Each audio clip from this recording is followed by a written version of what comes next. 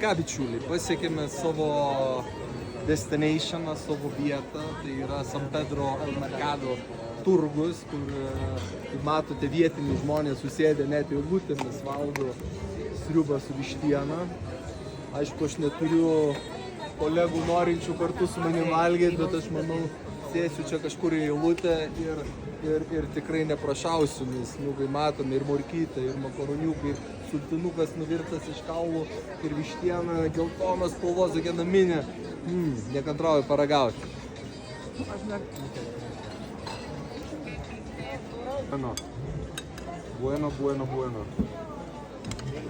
Nu ką, chebrytė, sėdam ir ragaujam, nėra ką čia laiko teroti.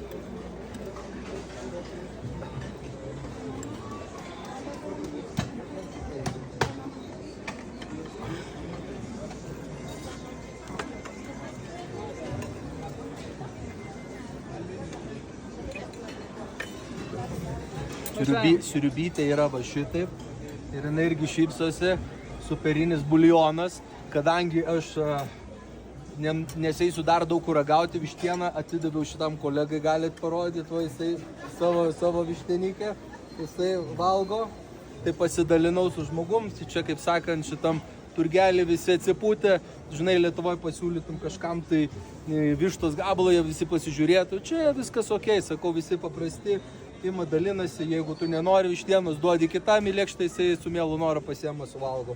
O man bulionėlis, daržovės pasiliks savo vietose ir eisim kitur ragauti ir pažiūrėsim, ką šitas turgelis turi dar pasiūlyti.